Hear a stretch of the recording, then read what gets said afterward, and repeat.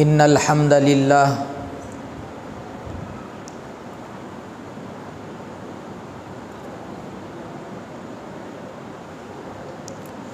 الحمد للہ الولی الحمید احمدہ تعالی واشکرہ واسألہ من فضلہ المزید واشہد ان لا الہ الا اللہ وحدہ لا شریک لہ المبدع المعید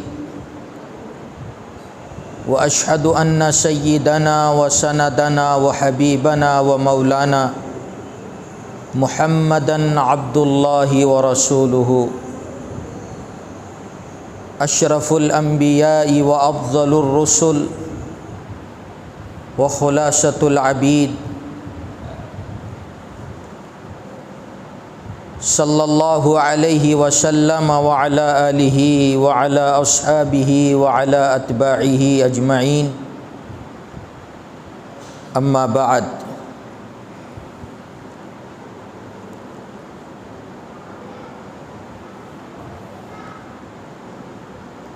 قال اللہ عز وجل فی محکم تنزیلہ لقد کان لکم فی رسول اللہ اسوۃ حسنہ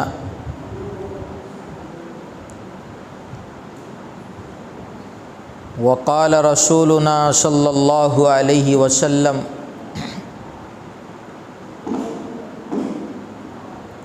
انما بعثت لأتمم مکارم الاخلاق وقال ایضا من احیاء سنتی اکرمہ اللہ باربع خصال المحبۃ فی قلوب البررہ والہیبۃ فی قلوب الفجرہ الثقۃ فی الدین والسعۃ فی الرزق او کما قال صلی اللہ تبارک و تعالی علیہ وسلم۔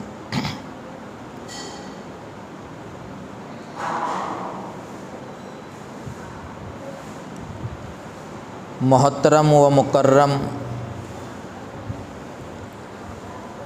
حضرات علماء کرام،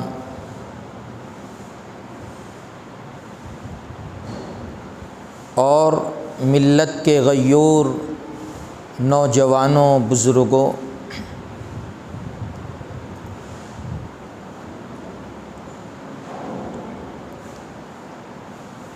آج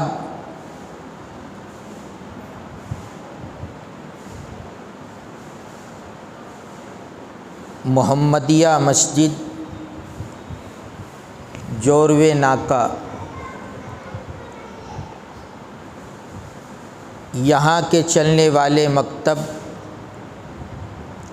مدرسہ تعلیم القرآن کا سالانہ جلسہ بعنوان سیرت النبی رکھا گیا۔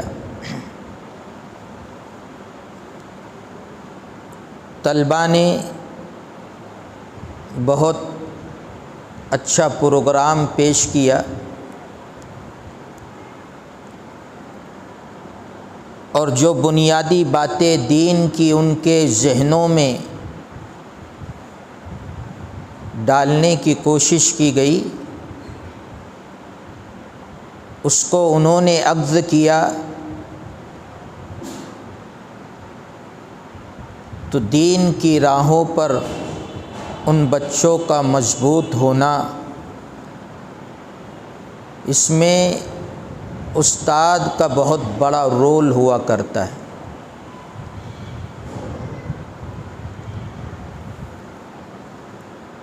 یہ بات ہم سبوں کو یاد رکھنی چاہیے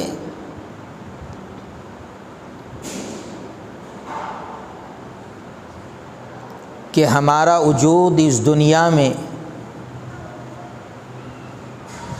اللہ اور اس کے رسول کی اطاعت کے لیے ہوا ہے۔ قرآن مجید بہت واضح انداز میں اس کا اعلان کرتا ہے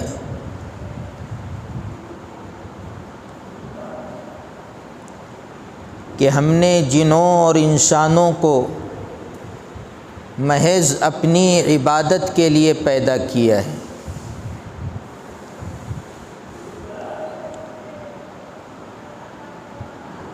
ہم سبوں کے لیے ضروری ہے کہ مقصد پیدائش کا خیال کرتے ہوئے ہم اپنی بقیہ زندگی اللہ کی اطاعت اور رسول اللہ صلی اللہ تعالیٰ علیہ وسلم کی اطاعت میں گزارنے کی ہر طرح سے کوشش کریں،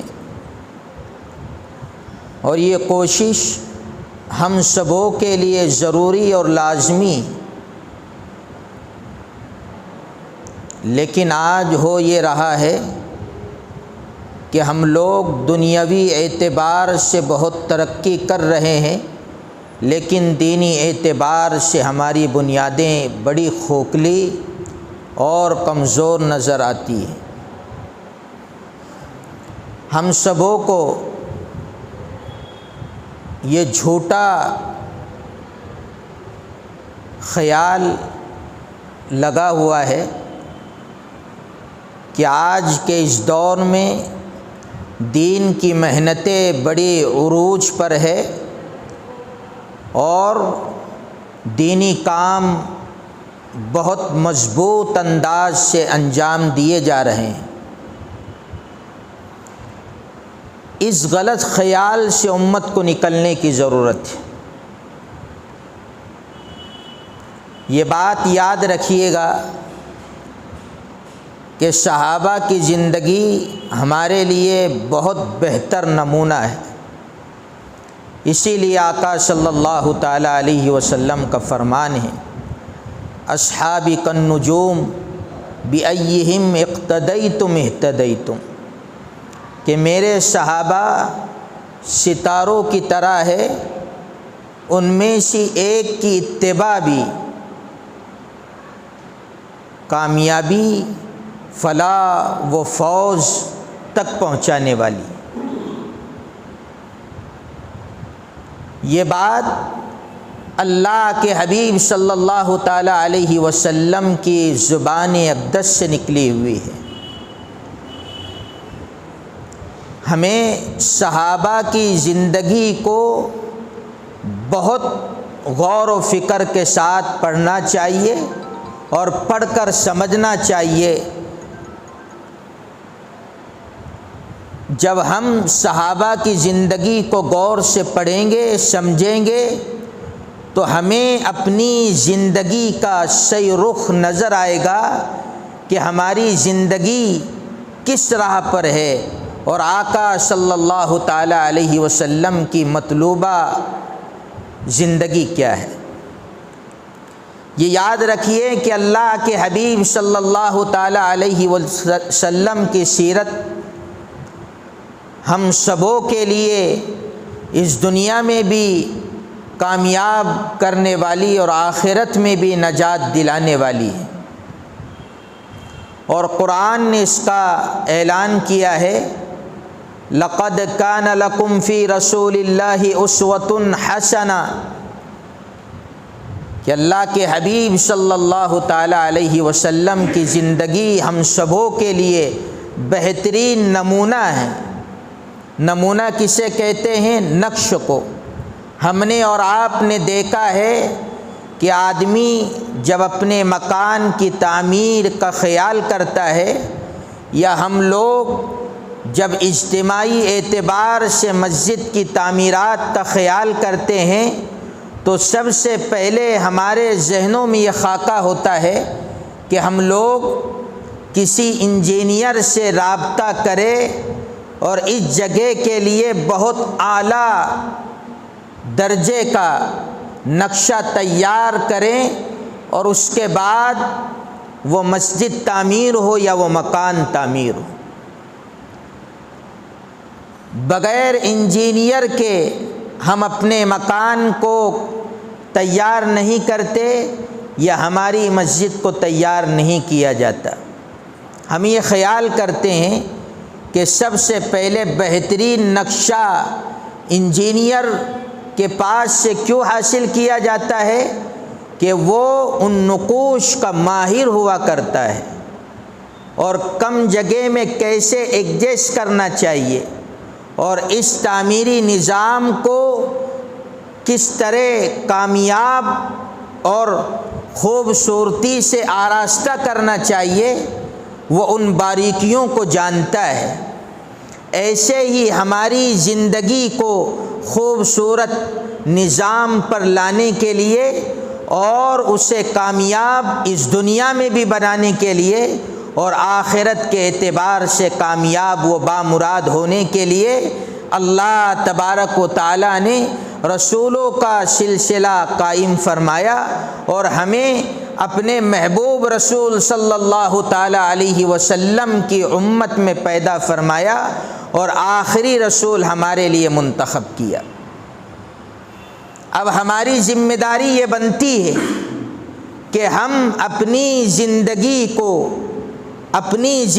کو آقا صلی اللہ تعالیٰ علیہ وسلم کی زندگی کی طرح بنانے کی پوری کوشش کریں۔ ہو یہ رہا ہے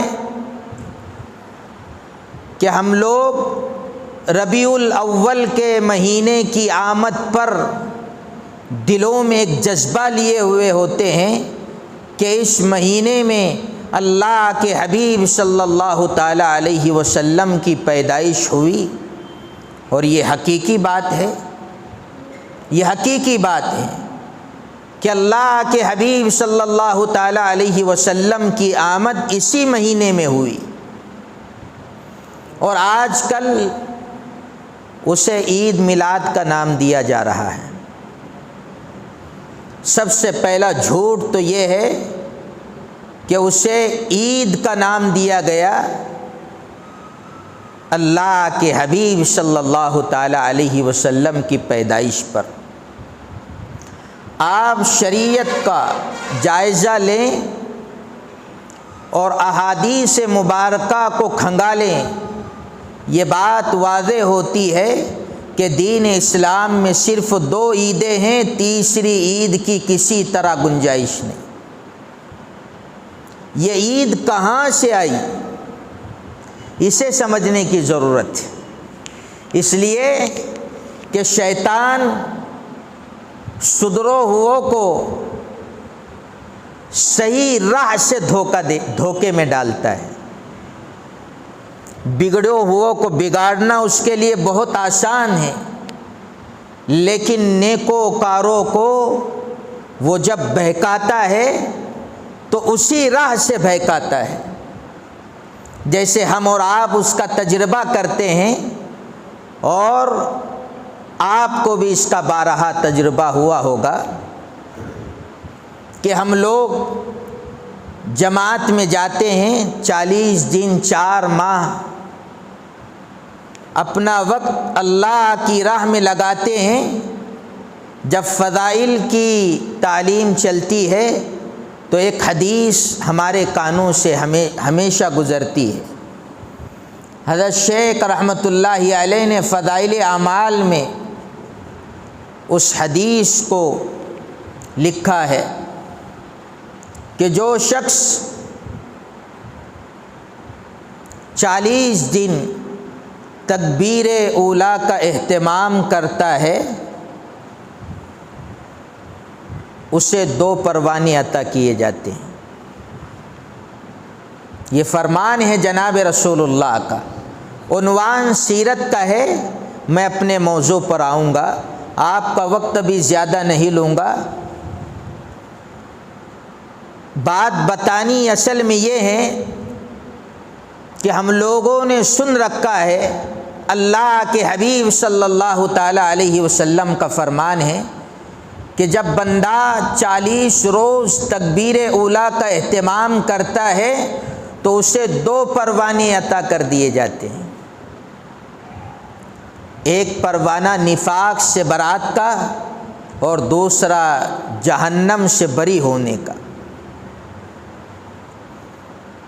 تو ہم اس حدیث پر عمل کرنے کی بہت کوشش کرتے ہیں اور کرنا چاہیے، اس لیے کہ آقا صلی اللہ تعالی علیہ وسلم کی ہر معمولی سنت اور ہر بڑی سنت ہمارے لیے کامیابی کے علاوہ کوئی حیثیت نہیں رکھتی، کہ وہ ہر درجے میں ہمیں کامیابی دلائے گی، ہمیں ہر موڑ پر کامیاب کرے گی، اس جہاں میں بھی اور آنے والی زندگی میں بھی۔ تو ہم لوگ بڑی پابندی کے ساتھ کوشش کرتے ہیں کہ 40 روز کے اندر ایک بھی تکبیر اولیٰ ہماری فوت نہ ہو، نہ چھوٹے۔ اور میں نے خود اس کا تجربہ کیا ہے۔ لیکن جب ہم لوگ جماعت سے آ جاتے ہیں تو یاد رکھیے گا کہ پھر اس مرحلے پر شیطان ہمیں بہکاتا ہے۔ آپ آئیے، پہلے ہی روز شیطان کا آپ پر حملہ ہوگا کس اعتبار سے، ارے بھائی آج تکبیر اولیٰ کی کوئی ضرورت نہیں، بڑے تھکے ہارے آپ اللہ کی راہ سے آئے ہوئے ہوں، آج تکبیر اولیٰ چھوٹ گئی تو کیا ہوا، آپ نے 2 پروانے تو حاصل کر لیے۔ وہ تھپ تپا کر سلوائے گا۔ ایسا ہی دکانداری پر 40 روز کے بعد آمد ہوئی ہے تو وہ کہے گا یہ 2 گاہک کر لو، جماعت تو مل ہی جانی ہے، تکبیر اولیٰ فوت کروائے گا۔ تو شیطان نیکوں کو فضائل سے ہی مارے گا، رذائل اور اعمال رذیلہ ان کے سامنے پیش نہیں کرے گا۔ کئی مثالیں اس طرح کی مل جاتی ہیں، کئی مثالیں، ایک نہیں۔ ایک بڑے میاں تہجد گزار تھے، تہجد کے بڑے پابند تھے، اور آپ نے احادیث مبارکہ میں بارہا سنا ہے کہ تہجد کے فضائل اللہ کے حبیب صلی اللہ تعالی علیہ وسلم نے کیا کیا بتلائے ہیں۔ تہجد کے پابند تھے۔ ایک روز انہیں نیند لگی، وہ اٹھ نہ سکے، تہجد چھوٹ گئی تو بڑا غم ہوا۔ اللہ والوں کو غم ہوا کرتا ہے، جن کی زندگیوں میں دین، عظمت دین باقی رہتی ہے، انہیں دین کے ایک عمل کے چھوٹ جانے پر غم رہا کرتا ہے۔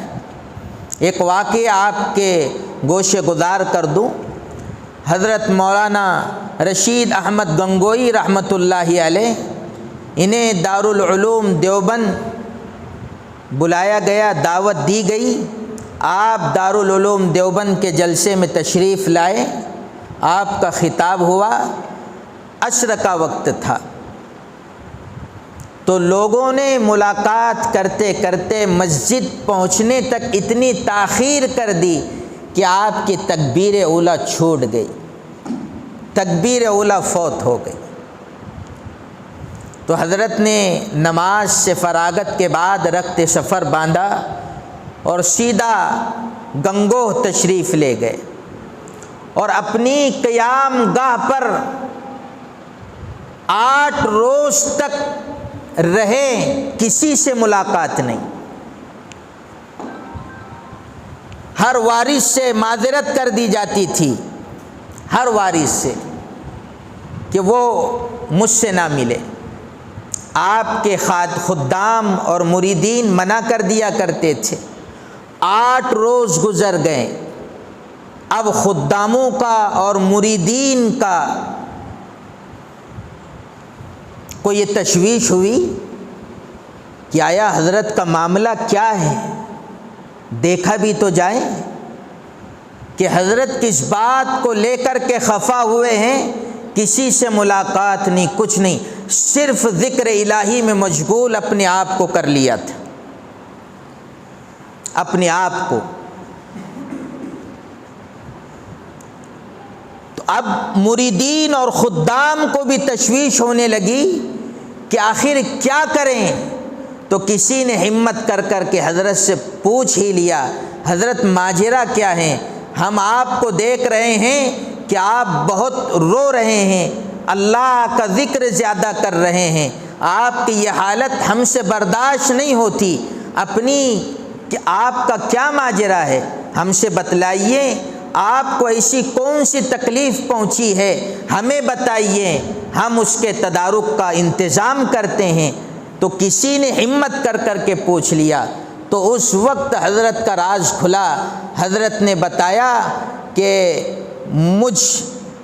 میری رشید احمد گنگوئی کی 30 سال کے بعد تکبیر اولیٰ فوت ہوئی، 30 سال کے بعد۔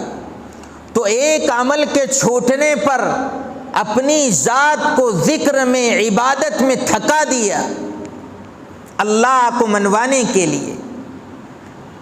عمل کس طرح کیا؟ 30 سال تک تکبیر اولیٰ کا اہتمام رہا۔ آج ہماری کیا حالت ہے؟ چند مہینے دین پر رہتے ہیں اور ذرا سی اونچ نیچ ہو جائیں تو پھر دینداری کو پیٹھ پیچھے ڈال دیتے ہیں اور دنیا داری میں مشغول ہو جاتے ہیں۔ یہ تعلیمات دین نہیں ہیں اور یہ اللہ کے حبیب صلی اللہ تعالیٰ علیہ وسلم کی تعلیمات نہیں ہیں۔ اللہ کے حبیب صلی اللہ تعالیٰ علیہ وسلم کی تعلیمات کو سمجھنا پڑے گا، آپ کی سیرت کو معلوم کرنا پڑے گا کہ اللہ کے حبیب صلی اللہ تعالیٰ علیہ وسلم نے ہم مسلمانوں کو کن تعلیمات سے آراستہ کر کر کے گئے۔ آپ کی تعلیمات کا اعتراف دشمنوں نے بھی کیا ہے، اغیار نے بھی کیا ہے، اور دنیا میں ہر بسنے والا وہ انسان جو آقا صلی اللہ تعالیٰ علیہ وسلم کو نبی نہیں مانتا، آپ کا انکاری ہے، لیکن آپ کے ہستی کا، آپ کے اخلاق کا، آپ کے کردار کا وہ انکار نہیں کرتا، کسی اعتبار سے نہیں۔ اس لیے کہ انہیں آقا صلی اللہ تعالیٰ علیہ وسلم کی زندگی ہر اعتبار سے مکمل نظر آتی ہے، ہر اعتبار سے آپ کی زندگی کامل نظر آتی ہے، اور اگر نہیں آتی تو ہم مسلمانوں کو یہ اللہ کے حبیب صلی اللہ تعالیٰ علیہ وسلم کے ساتھ محبت کا اندازہ نہیں ہے کہ ہم صرف ربیع الاول کے مہینے میں آقا صلی اللہ تعالیٰ علیہ وسلم کو یاد کریں اور بقیہ مہینوں میں اور زندگی کی صبح و شام، زندگی کے اتار اور چڑھاؤ میں اللہ کے حبیب صلی اللہ تعالیٰ علیہ وسلم کی ذات کو بھلا دیں۔ اللہ کے حبیب صلی اللہ تعالیٰ علیہ وسلم کی ذات ہمارے لیے صبح اٹھنے سے لے کر کے شام کو بستر پر جانے تک اور بستر پر سونے کے بعد صبح اٹھنے تک اللہ کے حبیب صلی اللہ علیہ وسلم کا طرز زندگی ہمارے لیے طے کیا گیا ہے، اور یہی آقا صلی اللہ تعالیٰ علیہ وسلم سے حقیقی محبت ہے،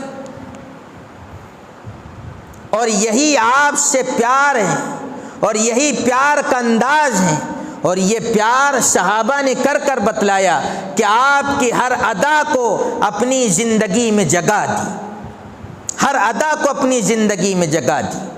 جب اللہ کے حبیب صلی اللہ تعالیٰ علیہ وسلم کو ہجرت کا حکم ہوا اور آپ نے حضرت ابو بکر صدیق رضی اللہ تعالیٰ عنہ کو اپنے ہمراہ لیا اور چل کر کے آپ جب مدینہ پہنچے ہیں تو تابع اور متبوع میں کوئی فرق محسوس وہاں کے لوگوں نے نہیں کیا، اتنا اپنی زندگی کو اللہ کے حبیب صلی اللہ تعالیٰ علیہ وسلم کے ساتھ ملایا تھا سیدنا ابو بکر صدیق رضی اللہ تعالیٰ عنہ نے۔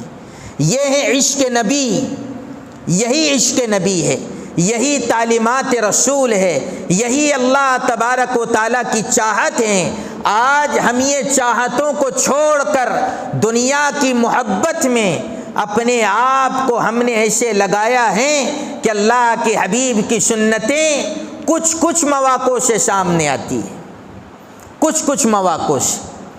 یاد رکھیے گا کہ اللہ کے حبیب صلی اللہ تعالیٰ علیہ وسلم نے ہمارے ایمان کے بڑھنے کا اور ہمارے ایمان کے کم ہونے کے کئی پیمانے ہمیں دیے ہیں، کئی پیمانے عطا کیے ہیں کہ ہم اس کے ذریعے بھانپیں کہ ہمارا ایمان بڑا ہوا ہے یا کمزور ہے۔ یہی تو سیرت رسول صلی اللہ تعالی علیہ وسلم، یہی آقا صلی اللہ تعالی علیہ وسلم کے ساتھ محبت کرنا ہے، یہی سیرت کا حق ہے کہ ہم اللہ کے حبیب صلی اللہ تعالی علیہ وسلم کی زندگی سے اپنی زندگی کو ناپیں کہ میری زندگی اللہ کے حبیب صلی اللہ تعالی علیہ وسلم کی زندگی سے کتنی میل کھاتی ہیں۔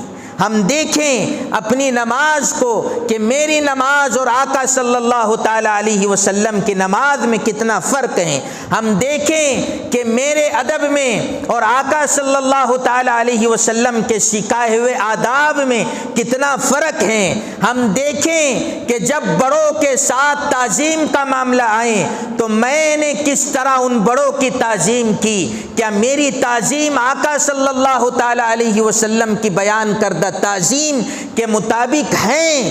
یہ پرکھیں۔ جب مرحلہ آئے کہ ہم چھوٹوں پر شفقت کریں تو اپنے اس عمل کو جانچیں کہ کیا میرا یہ عمل آقا صلی اللہ تعالی علیہ وسلم کی چاہت کے مطابق تھا یا نہیں تھا۔ جب ہمارے نکاح کا وقت آئے تو ہم اپنے نکاح کو پرکھیں، کیا میرا نکاح آقا صلی اللہ تعالی علیہ وسلم کے نکاح کے مطابق تھا یا نہیں تھا۔ یہ جانچنا چاہیے، یہ پرکھنا چاہیے۔ اور سیرت کا حق صرف یہ نہیں کہ بیان کر دیا جائیں، واعظ کر دیا جائیں اور ربیع الاول میں فرارے لٹکا دیے جائیں اور بہترین سے جلوس نکال لیا جائیں اور آقا صلی اللہ علیہ وسلم کا حق ادا ہو گیا۔ نہیں، آقا کا حق یہ ہے کہ آقا کی ہر ادا کو مانیں، آقا کی ہر ادا پر عمل کریں، آقا کی ہر سنت کو معلوم کریں، آقا کی ہر سنت پر عمل کریں اور یقین جانیں کہ آقا کی سنت ہی میں کامیابی ہے۔ میں تمہیں ایک واقعہ بتاؤں کہ ایک صاحب ایک اللہ والے کی خدمت میں آئے اور آ کر کہنے لگے کہ حضرت بہت پریشان ہوں، میرے اوپر قرض کا بوجھ بڑھ رہا ہے اور قرضہ بہت زیادہ ہوتا جا رہا ہے، آپ مجھے کوئی وظیفہ بتا دیں کہ میرا بوجھ جلد قرض کا ختم ہو جائے اور میں قرض سے بری ہو جاؤں۔ تو ان اللہ والوں نے اس صاحب سے کہا کہ اللہ کے حبیب صلی اللہ تعالی علیہ وسلم کی ایک سنت کہ آپ کھانے سے پہلے ہاتھ دھو لیا کرتے تھے۔ تو ہاتھ دھونا یہ آقا صلی اللہ تعالی علیہ وسلم کی سنت ہے، معمولی نظر آتی ہے اور آج کل تو فیشن بن چکا ہے، فیشن بن رہا ہے۔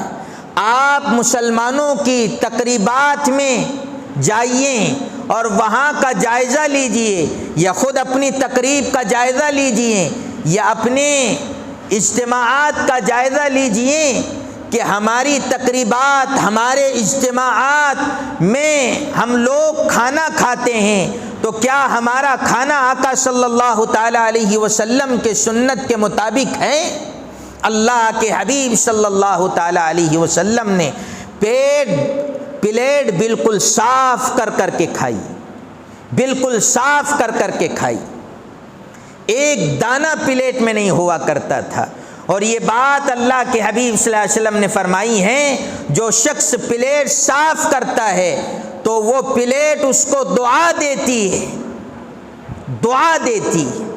آج تو فیشن بن چکا ہے۔ کیا فیشن بنا ہے کہ ماشاءاللہ بڑے بہترین انداز سے ٹیبل لگائے جا رہے ہیں، کرسیوں کا انتظام کیا جا رہا ہے اور کھانے کے لیے چمچے اور چمٹوں کا انتظام کیا جا رہا ہے، اور ہم اسے عزت سمجھ رہے ہیں اور ہم اسے عزت کا اعلیٰ معیار سمجھ رہے ہیں کہ یہ عزتیں ہیں۔ نہیں، یہ آقا صلی اللہ تعالی علیہ وسلم کی سنت کے خلاف عمل۔ آقا نے کبھی چمٹوں سے کھانا نہیں کھایا، اور اللہ کے حبیب صلی اللہ علیہ وسلم اپنی انگلیوں کو چاٹا کرتے تھے کھانے کے بعد۔ آج کل لوگوں کا حال یہ ہے کہ وہ اپنی انگلیوں کو چاٹنا غیر مہذب طریقہ سمجھ رہے ہیں، غیر مہذب۔ حضرت حذیفہ ایران جب فتح ہوا تو حضرت حذیفہ رضی اللہ تعالی عنہ وہاں پر پہنچے، اور وہاں پر پہنچنے کے بعد وہاں کے رؤساء اور سردار کے ساتھ آپ کو کھانے کا اتفاق ہوا، دسترخوان لگایا گیا۔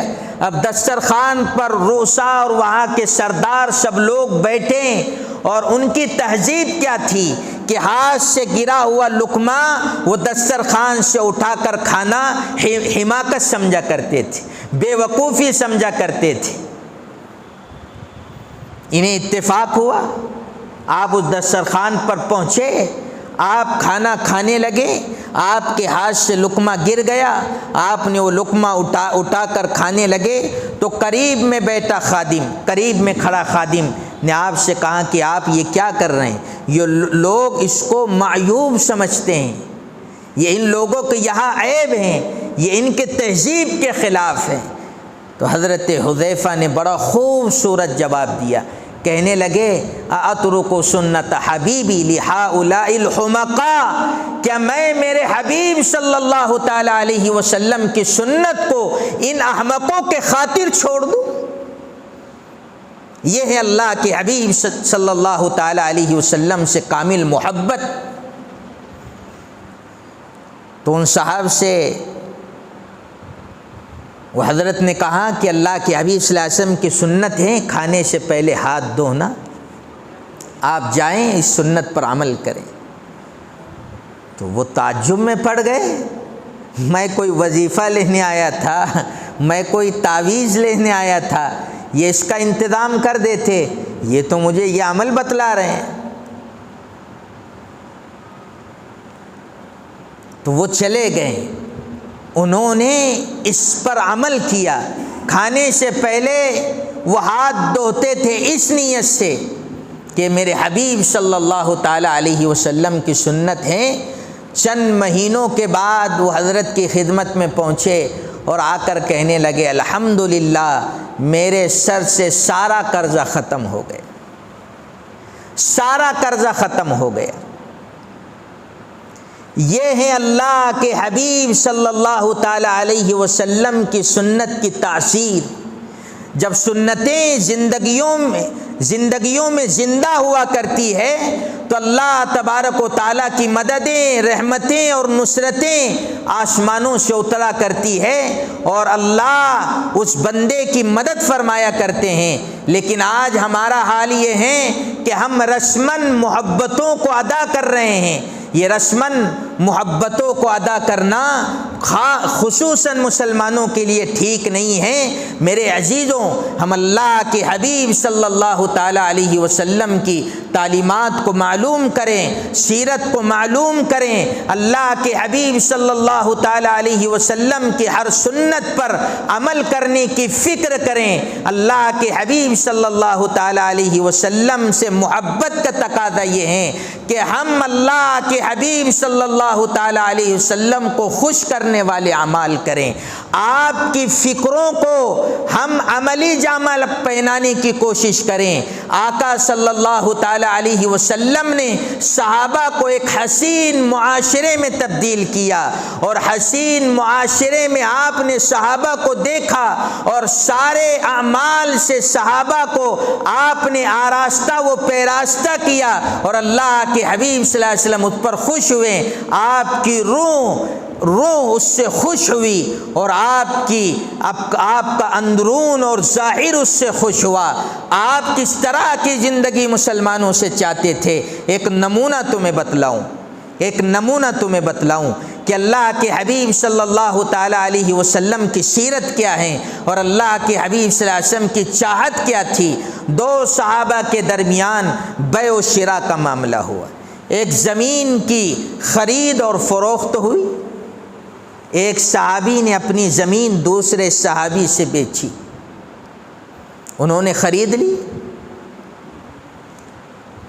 اب جن صاحب نے وہ زمین خریدی تھی انہوں نے اس کو کارگر بنانے کے لیے اس میں ہل چلایا۔ اب ہل چلاتے چلاتے ایک دفینہ اس زمین سے نکل آیا ایک دفینہ اس زمین سے نکل آیا. جب وہ دفینہ نکلا ہے تو وہ صحابی نے اٹھایا، مجھ جیسا ہوتا تو دبا لیتا، ہے نا. آج کل وہی چل رہا ہے، وہی کچھ ہو رہا ہے. مال کسی اور کا ہے، جائیداد کسی اور کی ہیں، لیکن اگر کسی غلطی سے مل جائیں تو سارے حق دبا جاتے ہیں. کوئی خیال نہیں کرتا. یہ آقا صلی اللہ علیہ وسلم کی زندگی کے خلاف عمل. آقا صلی اللہ علیہ وسلم نے اخلاق کی اعلیٰ تعلیم دی، حقوق بتلائیں، ہر کسی کے حقوق سے امت کو آراستہ کیا، اور ہر کسی کے حق کا حق کی تعلیم آپ نے امت کے جھولی میں ڈالی. ان حقوق کو معلوم کرنا چاہیے. تو شریعت کی روح سے حق تو یہی تھا کہ جن صاحب نے وہ زمین خریدی تھی انہوں نے حل چلایا ہے، اب وہ زمین ان کی ملکیت میں آ گئی تو اس سے نکلنے والا دفینہ یا جو کچھ بھی اس سے فصل نکلے گی وہ ان پر اسی کا حق ہوگا. شریعت یہی کہتی ہے، قضا کا فیصلہ یہی کہتا ہے، اور قاضی کا حکم بھی یہی ہے. لیکن دیکھیے کہ صحابہ کی زندگی میں آقا صلی اللہ تعالی علیہ وسلم کی سیرت کس درجے تک پہنچی ہوئی تھی. انہوں نے وہ خزینہ اٹھایا اور جن صاحب سے وہ زمین خریدی تھی ان کے پاس پہنچے اور انہیں کہا کہ بھائی یہ لیجیے آپ کی امانت، یہ لیجیے آپ کی امانت. اب جب انہوں نے یہ کہا تو انہوں نے تعجب سے دیکھا کہ میں نے تو کوئی امانت آپ کے پاس رکھوائی نہیں تھی، آپ مجھے یہ کہاں سے دے رہے ہیں؟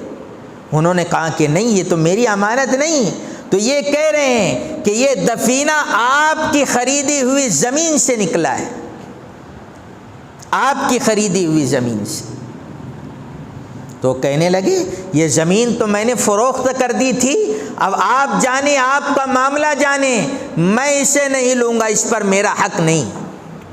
اگر اس مرحلے میں میں ہوتا تو دبا لیتا، آپ ہوتے تو حجم کر جاتے ہیں. لیکن دیکھیے کہ وہ کیا کہہ رہے ہیں، یہ میرا نہیں ہے.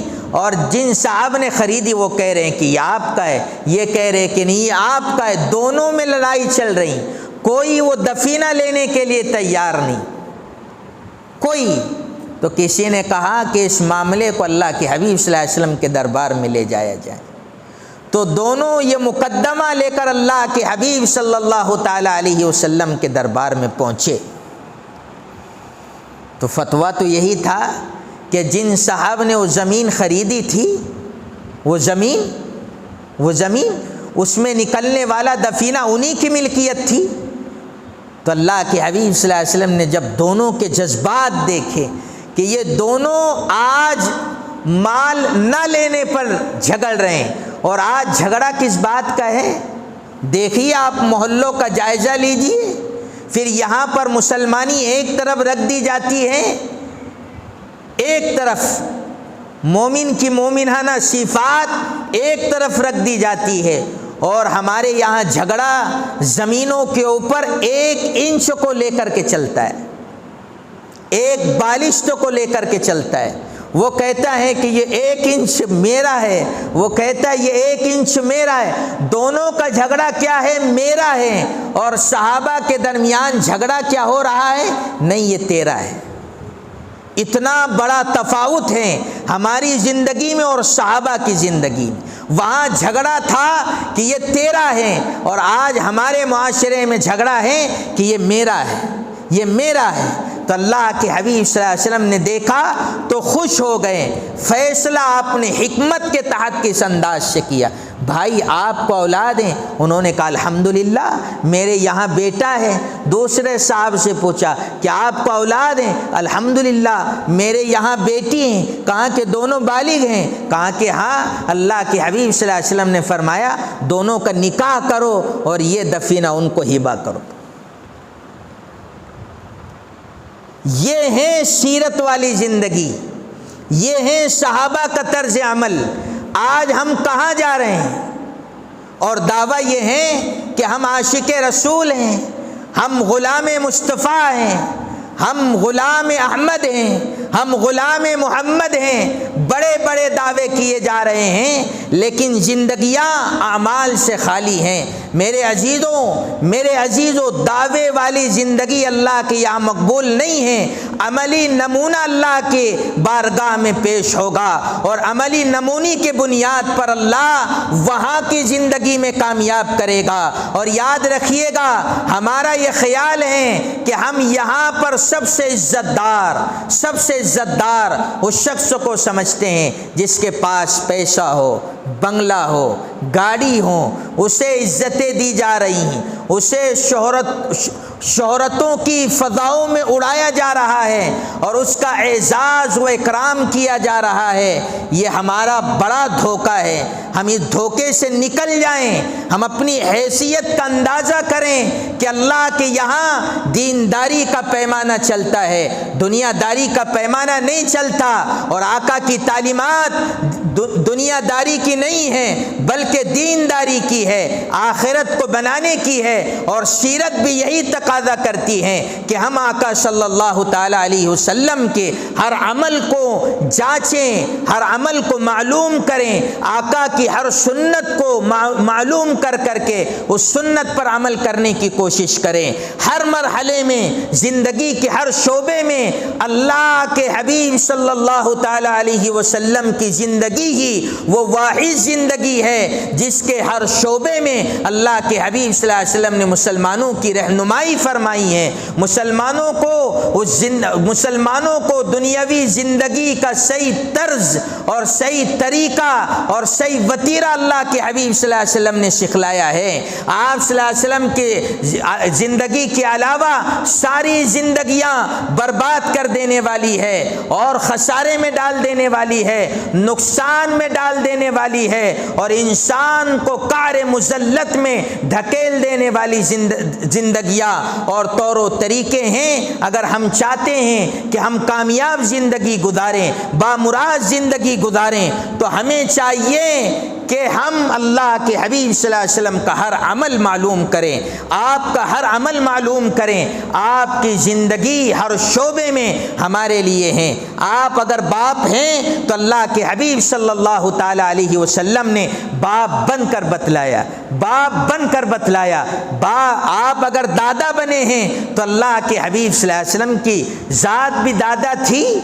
میں اس پر یہ الگ موضوع ہے، انشاءاللہ کبھی موقع رہا تو اس پر بات ہوگی۔ آپ اگر نانا ہیں تو اللہ کے حبیب صلی اللہ علیہ وسلم نے آپ کو نانا بن کر زندگی گزارنے کا طریقہ بتلایا ہے۔ اگر آپ شوہر ہیں ایک بیوی کے تو میرے حبیب صلی اللہ تعالی علیہ وسلم کے حرم میں 11 بیویاں تھیں اور آپ نے ان کے درمیان عدل قائم کر کے بتلایا اور بتلا دیا کہ ایک شوہر کو اپنی بیوی کے ساتھ کس طرح زندگی گزارنا چاہیے۔ اگر آپ کے یہاں بیٹیاں ہیں تو اللہ کے حبیب صلی اللہ تعالی علیہ وسلم کو 4 صاحبزادیاں تھیں، آپ نے باپ بن کر بتلایا اور ان بیٹیوں نے بیٹیاں بن کر کے بتلائی۔ میرے عزیزوں آج ہمارے یہاں یہ خیال بہت غلط ہے کہ ہم یہ خوش فہمی میں مبتلا ہیں کہ دین کا کام ہو رہا ہے، دین کا کام بہت تیزی کے ساتھ چل رہا ہے اور ہم اس دینداری پر مطمئن بیٹھے ہیں۔ آپ اندازہ لگائیں 1% بھی دین نہیں، 1% بھی دین نہیں۔ اور آج ہمارے معاشرے میں جو سب سے بڑا بحران آیا ہوا ہے وہ ہے بے ادبی کا۔ بڑے چھوٹوں پر شفقت نہیں کرتے اور چھوٹے بڑوں کی تعظیم نہیں کرتے اور عوام کے درمیان ایک غلط خیال چل پڑا ہے۔ آج تو ہمارا جھگڑا یہاں تک پہنچا ہے کہ علماء ایک طرف ہو چکے، عوام ایک طرف ہو چکے، عوام علماء سے بدظن ہو رہی ہے اور علماء عوام سے بدظن ہو رہے ہیں۔ یہ مرحلہ کیوں آیا؟ یہ بگاڑ کیوں کر معاشرے میں پیدا ہوا؟ اس کی بیماری کو تلاشنے کی ضرورت ہے، اس لیے کہ ہم نے آداب معلوم نہیں کیے۔ آج ہر کوئی معمولی دینداری پر اپنے آپ کو بڑا فقیہ، بڑا محدث، بڑا مقرر، بڑا واعظ سمجھ رہا ہے، بڑا واعظ سمجھ رہا ہے۔ ایک واقعہ بتا کر اپنی بات کو سمیٹوں۔ اللہ کے حبیب صلی اللہ تعالی علیہ وسلم کے بارے میں وَمَا أَرْسَلْنَاكَ إِلَّا رَحْمَةً لِّلْعَالَمِينَ کہ آپ کی ذات اقدس کو تمام عالم کے لیے رحمت بنا کر کے بھیجا گیا، رحمت بنا کر کے۔ رحمت کے تعلق سے ایک واقعہ سناؤں۔ اللہ کے حبیب صلی اللہ تعالی علیہ وسلم ایک مرتبہ نماز پڑھا رہے تھے، عصر کی نماز تھی یا غالباً ظہر کی، تو اللہ کے حبیب صلی اللہ علیہ وسلم نے امامت فرمائی۔ اب بحیثیت امام آپ نے امامت کی تو 2 رکعت پر سلام پھیرا۔ ظہر کی کتنی رکعتیں ہیں؟ 4۔ یہ عصر کی نماز ہوگی تو اس کی بھی رکعتیں 4 ہیں۔ اللہ کے حبیب صلی اللہ علیہ وسلم نے 2 رکعتوں پر سلام پھیرا، 2 رکعتوں پر۔ صحابہ نے سلام پھیر دیا اور سارے ایک دوسرے کے چہرے کو تک رہے ہیں، ایک دوسرے کے چہرے کو تک رہے ہیں کہ سید الاولین والآخرین کو ہم کیسے بتائیں، کیسے بتائیں۔ یہاں سے آداب زندگی ہمیں ملتا ہے، آداب زندگی میں بتانا چاہتا ہوں۔ آج کا حال یہ ہے کہ اگر امام سے خطا ہو جائیں، امام سے خطا ہو جائیں تو سارے محلے میں اس کا چرچا ہوتا ہے، آج امام صاحب نے غلطی کر دی، سلام پھیر دیا، آج امام صاحب سے یوں نماز میں غلطی ہو گئی، نہیں بولنے والا بھی اس پر بولتا ہے۔ اور آج یقین مانیں آپ کو میری بات بری لگے گی، حقیقت یہی ہے کہ آج کا امام اپنے محلے کا سب سے بے حیثیت آدمی سمجھا جاتا، اس کی کوئی عزت نہیں، اس کا کوئی وقار نہیں، اس کا کوئی مقام نہیں، اسے ہر کوئی ذلیل کرتا ہے۔ وہ حضرات بھی امام پر آ کر کے تانا کستے ہیں جن کی گھر میں اپنی بیوی بھی خود نہیں مانتی، جس کی اولاد بھی ان کا خود کہنا نہیں مانتی، وہ امام پر آ کر رباب جھاڑتے ہیں، مولانا آپ نے یہ کر دیا، مولانا آپ نے ایسا نہیں کیا۔ اس زندگی سے نکلنے کی ضرورت ہے۔ مؤذنین کو ہم حقارت کی نگاہ سے دیکھتے ہیں، مؤذن کا مقام اللہ کے حبیب صلی اللہ علیہ وسلم کی نظر میں کیا ہے، اللہ کی نگاہ میں کیا ہے، اللہ کے یہاں ان کا کیا مقام ہے، آخرت میں انہیں کن اعزاز سے نوازا جائے گا، یہ مقام بھی مؤذنوں کا معلوم ہے۔ ہم نے صرف یہ حدیث سن رکھی ہے کہ کل قیامت میں اللہ علماء سے جہنم کو سلگائے گا، تو یہ حدیث بہت بہتر انداز سے بیان کی جاتی، امام صاحب کو تانے دی جاتی، لیکن یاد رکھیے گا یہ حدیث بھی شاید آپ نے نہ سنی ہو۔ کل قیامت کے دن جب سارے لوگوں کا اجتماع ہوگا تو اللہ اپنے اس بائیں طرف ممبروں کو لگوائے گا اور اعلان ہوگا، کہاں ہیں وہ ائمہ مساجد، وہ علماء جنہیں میں نے اپنے علم سے نوازا تھا، انہیں ان ممبروں پر بٹھایا جائے گا اور پھر حساب و کتاب شروع ہوگا۔ یہ حدیث شاید آپ کے ذہنوں میں نہیں۔ علماء کا مقام، ایک امام کا مقام بہت بڑی عزت کا حامل ہے، اہمیت کا حامل ہے، ہمیں سمجھنا چاہیے۔ اور شاید ایک روایت کا خلاصہ میں بیان کر دوں، وہ روایت مجھے اس کا خلاصہ یاد ہے، یاد رکھیے گا، امام سے جب غلطی ہوتی ہے جب مقتدیوں کا وضو کامل نہیں ہوتا، مقتدیوں کا وضو کامل نہیں ہوتا، جب مقتدی کے وضو میں کمی رہ جاتی ہے امام سے غلطی ہوا کرتی، امام سے غلطی ہوا کرتی۔ ہم اور آپ یہ پیمانہ سمجھ ہی نہیں رہے ہیں، فرق و مراتب کو سمجھ ہی نہیں رہے ہیں۔ آداب کے انداز کو ہم سمجھ ہی نہیں رہے ہیں۔ آداب زندگی یہاں سے ملتا ہے۔ اللہ کے حبیب صلی اللہ علیہ وسلم نے نماز پڑھائی، اب سارے صحابہ ایک دوسرے کو تک رہے ہیں، کسی کی جرأت نہیں کیسے بولا جائے، کیسے کہا جائے، کیسے سمجھایا جائے کہ اللہ کے حبیب صلی اللہ علیہ وسلم آپ نے ظہر کی 4 رکعت 2 پڑھائی ہے۔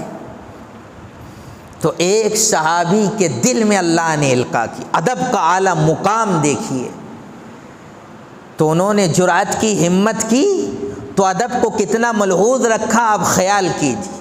اللہ کے حبیب صلی اللہ علیہ وسلم سے قریب ہوئے اور اللہ کے حبیب صلی اللہ علیہ وسلم سے کہا، اللہ کے حبیب کیا آج کے بعد اللہ تعالیٰ نے ہمارے لیے ظہر کی عصر کی 4 رکعتوں کو 2 کر دیا ہے؟ یہ ادب کا تقاضا ہے۔ اور یہاں تو امام صاحب کو کبھی بھی کچھ بھی بولا جا رہا ہے، امام کی کوئی حیثیت نہیں، کوئی حیثیت نہیں، اس کے ساتھ بات کرنے کا کوئی انداز نہیں، بے ڈھنگا لہجہ استعمال کیا جا رہا ہے۔ خدا را اس لہجے سے بچو، اس لہجے سے بچو۔ انداز کیا اپنائے ادب کا؟ کیا کہہ رہے ہیں کہ اللہ کے حبیب کیا آج کے بعد اللہ تبارک و تعالیٰ نے ہمارے لیے ظہر کی 4 رکعت کو 2 باقی رکھا ہے؟ تو اللہ کے حبیب نے کہا نہ، ایسی کوئی بات نہیں۔ پھر کہا اللہ کے حبیب آپ نے 2 رکعت پر سلام پھیرا ہے، یہ نہیں کہا کہ آپ نے 2 رکعت پڑھائی امام صاحب تم نے تو ایسا کر دیے، یہ نہیں۔ اللہ کے حبیب صلی اللہ علیہ وسلم کہا کہ ہم نے آج 2 رکعت نماز پڑھی۔ کیا کہا؟ ہم نے آج 2 رکعت نماز پڑھی ہے، آپ نے 2 رکعت پر سلام پھیرا ہے۔ دیکھیے انداز، آقا کی طرف کوئی نسبت نہیں، کوئی نسبت نہیں۔ تو اللہ کے حبیب صلی اللہ علیہ وسلم نے کہا ما نسیت بل نسیتا، اے میرے صحابہ میں بھولا نہیں، مجھے بھلا دیا گیا، مجھے بھلا دیا گیا، آج بھلا دیا گیا کہ امت کے سامنے قضا نماز کا مسئلہ اور سجدے سہو کا مسئلہ سامنے آ جائے۔ تو اللہ کے حبیب صلی اللہ علیہ وسلم کی ذات اس طریقے سے ہمارے لیے رحمت بنی، آداب سکھلائے گئے۔ اور یاد رکھیے گا اللہ کے حبیب صلی اللہ علیہ وسلم نے اپنی پوری زندگی صرف ایک جگہ لا کہا ہے، باقی زندگی میں کبھی لا نہیں کہا، کبھی لا نہیں کہا۔ یہ روایتوں سے ملتا ہے، بخاری اور مسلم کی روایتوں میں ہے، آپ کھنگالے تو صحیح، آپ کو پتہ چلے گا اللہ کے حبیب صلی اللہ علیہ وسلم کی تعلیمات صرف یہ نہیں ہیں کہ 5 نمازیں پڑھ لی جائیں، زکوٰۃ ادا کر لی جائیں، مال کے زیادہ آنے پر حج کر لیا جائیں اور صدقات و خیرات کر لیا جائیں، نہیں، اللہ کے حبیب صلی اللہ علیہ وسلم نے زندگی کے ہر شعبے میں مکمل رہبری کی ہے، مکمل رہنمائی کی ہے۔ وقت نہیں کہ اللہ کے حبیب صلی اللہ علیہ وسلم کی سیرت پر اور بات کی جائے، اور حق تو یہی ہے کہ اللہ کے حبیب صلی اللہ علیہ وسلم کی سیرت آپ جتنا بیان کرتے جائیں گے، جتنا بیان کرتے جائیں گے وہ بیان ہوتے جائے گی، اور آخر میں ہر کوئی یہی کہے گا کہ اللہ کے حبیب صلی اللہ علیہ وسلم کی سیرت کا میں نے حق ادا نہیں کیا، حق ادا نہیں کیا۔ ابھی حضرت مولانا کلیم صدیقی صاحب رحمۃ اللہ علیہ یہ جیل کی سلاخوں میں ہیں، جیل کی سلاخوں میں، لیکن کسی بھی مرد حق میں اتنی صلاحیت پیدا نہیں ہوئی کہ وہ یہ کہہ سکے کہ وہ بے گناہ ہیں، وہ مجرم نہیں ہیں، ان کو آپ نے بے گناہ کیوں جیلوں کے پیچھے ڈالا ہوا ہے؟ کسی نے آواز بلند نہیں کیا۔ اور آج کل تو مسلمانوں کا یہ نظریہ بن چکا ہے، مولانا حکمت کے تحت ہم آواز نہیں اٹھاتے۔ میری یہ بات یاد رکھیے کہ ہمارے یہاں نماز کا رفع یدین نہیں ہے، لیکن ضرورت پڑنے کے بعد باہر کا رفع یدین کرنا پڑے گا، میدان میں آنا پڑے گا۔ ہر جگہ خاموشی اچھی بات نہیں، یہ بزدلانہ صفات ہیں۔ ہمارا حق تو یہ تھا کہ اس مرد قلندر کے لیے ہم یکجا ہو جاتے ہیں اور حکومت کے خلاف ہم احتجاج کرتے ہیں، اور احتجاج کر کر کے انہیں رہا کرنے کا مطالبہ کرتے ہیں، اور مطالبہ نہ کرنے پر ہم سڑکوں کو جام کر دیتے، ریلووں کو جام کر دیتے، لیکن ایسا کوئی عمل مسلمانوں نے نہیں کیا۔ یہ بزدلانہ صفات ہیں، بزدلانہ کیفیات ہیں جو آج مسلمانوں میں آئی ہوئی ہیں، اور اللہ کے حبیب صلی اللہ علیہ وسلم کی پیشن گوئیاں رفتہ برفتہ صحیح ثابت ہو رہی۔